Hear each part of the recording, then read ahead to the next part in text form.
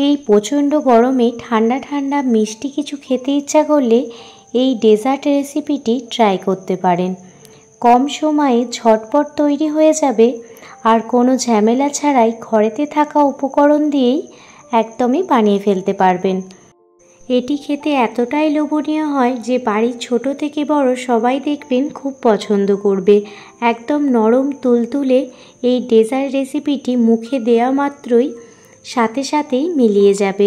আপনারা এই ডেজার্ট রেসিপিটি বাড়িতে একবার বানালে বারবার বানাতে চাইবেন, কারণ এই রেসিপিটি এতটাই সফট আর ক্রিমি হয়, একবার খেলে বারবার খেতে মন চাইবে। আজ খুব সহজ পদ্ধতিতে আপনাদের এই ডেজার্ট রেসিপিটি বানিয়ে দেখাবো। নমস্কার বন্ধুরা, মৌসুমি কিচেন অ্যান্ড ব্লগে আপনাদের সবাইকে স্বাগত। রেসিপিটি প্রথম থেকে শেষ অবধি দেখার অনুরোধ রইল। রেসিপিটি ভালো লাগলে প্লিজ একটি লাইক, কমেন্ট এবং সাবস্ক্রাইব করে দেওয়ার অনুরোধ রইল। ডেজার্ট রেসিপিটি বানানোর জন্য প্রথমে বোলের মধ্যে হাফ কাপ সাবুদানা নিয়ে নিচ্ছি। আপনারা যদি আমার মতো সঠিক পরিমাণ অনুযায়ী এই রেসিপিটি বানান তাহলে আপনাদেরও ডেজার্ট রেসিপিটি নরম তুলতুলে তৈরি হবে। এখানে আমি ছোট দানার সাবু নিয়ে নিয়েছি, আপনারা চাইলে বড় দানার সাবুও নিয়ে নিতে পারেন। প্রথমে সাবুদানাগুলো ভালোভাবে জল দিয়ে ধুয়ে নেব। সাবুদানাটা 2 থেকে 3 বার ভালোভাবে জল দিয়ে ধুয়ে নেব।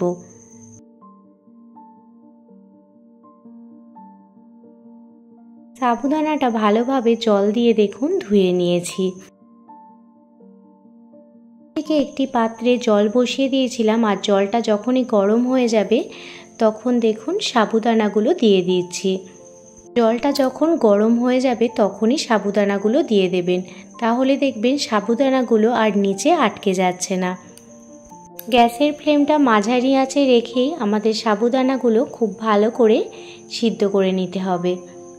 এইভাবে চামচের সাহায্যে নাড়াচাড়া করেই সাবুদানাগুলো সিদ্ধ করে নিতে হবে।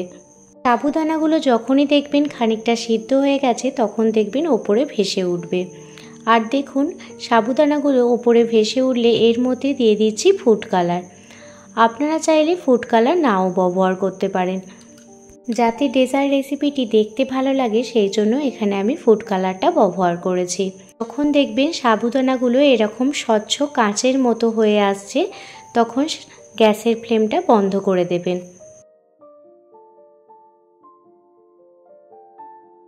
গ্যাসের ফ্লেম বন্ধ করে নেওয়ার পর দেখুন একটি পাত্রে একটি বড় ছাঁকনি নিয়ে নিয়েছি আর তাতে সাবুদানাগুলো এইভাবে ছেঁকে নেব। পুরোপুরি ছাঁকা হয়ে গেলে সাবুদানার মধ্যে ঠান্ডা জল দিয়ে দেব। এখন সমস্ত সাবুদানাগুলো ছাঁকনিতে আটকে গেছে আর জলটা নিচে পড়ে গেছে। অন্যদিকে দেখুন কড়াইতে আমি এখানে 2.5 কাপ দুধ দিয়ে দিচ্ছি। হাফ কাপ সাবুদানার পরিবর্তে এখানে আমি 2.5 কাপ দুধ দিয়ে দিলাম।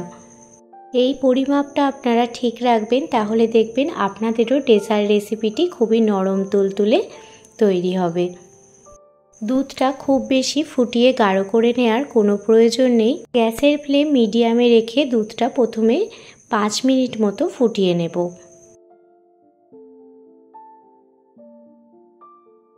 5 মিনিট ফুটিয়ে নেওয়ার পর এখানে আমি দিয়ে দিচ্ছি কনডেন্স মিল্ক। এখানে আমি 1 বাটি পরিমাণে কনডেন্স মিল্ক দিয়ে দিলাম। আপনাদের বাড়িতে কনডেন্স মিল্ক না থাকলে আপনারা 1.5 বাটি পরিমাণে চিনিও ব্যবহার করতে পারেন। মিষ্টিটা অবশ্যই আপনারা আপনাদের স্বাদ মতো দেবেন। কনডেন্স মিল্ক দিয়ে দেওয়ার পর আবারও দুধটা ভালোভাবে ফুটিয়ে নেব। সময় আরেকটি কাজ করে নেব। দেখুন একটি বাটিতে 1 চামচ পরিমাণে আগার আগার পাউডার আর দিয়ে দিলাম সামান্য পরিমাণ জল। জলের সঙ্গে আগার আগার পাউডারটা ভালোভাবে গুলিয়ে নেব যাতে কোনো রকম দলাভাগ না থাকে। আগার আগার পাউডারটা জলের সঙ্গে মিশিয়ে নেওয়ার পর এখন আপাতত অন্য জায়গায় রেখে দিচ্ছি।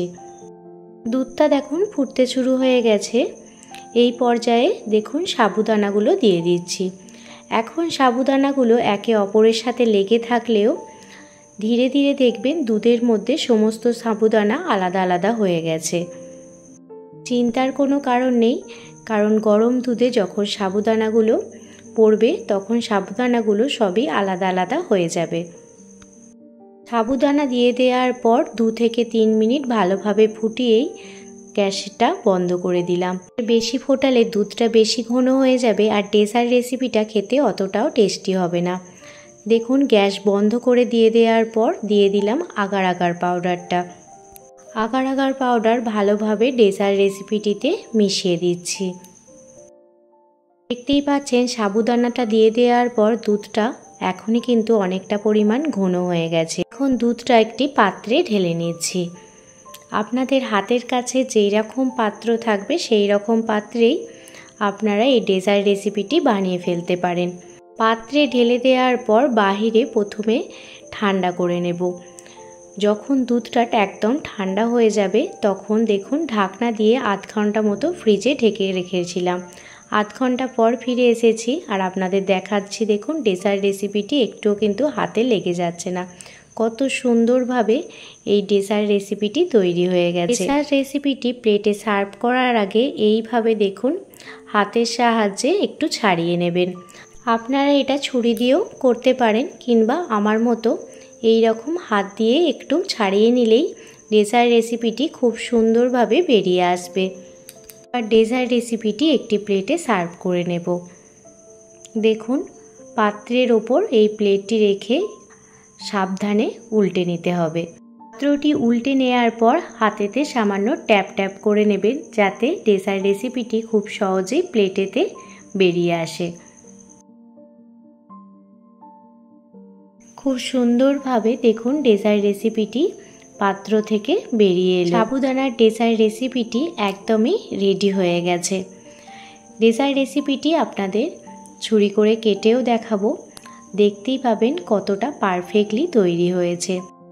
ডেকোরেশনের জন্য উপর থেকে টুটি ফুটি দিয়ে দিচ্ছি যাতে দেখতে ভালো লাগে। গরমের দিনে এই রকম ঠান্ডা ঠান্ডা ডেজার্ট খেতে খুবই কিন্তু ভালো লাগবে। আপনারা একবার হলেও বাড়িতে ট্রাই করে দেখতে পারেন। দেখুন ডেজার্ট রেসিপিটি আপনাদের কেটেও দেখাচ্ছি কতটা পারফেক্টলি তৈরি হয়েছে। দেখতে যেমন সুন্দর হয়েছে খেতেও কিন্তু অসাধারণ হয়। মুখে দেয়া মাত্রই মিলিয়ে যাবে, এতটাই টেস্টি হয় ডেজার্ট রেসিপিটি। দেখুন কত সুন্দরভাবে বেরিয়ে এলো।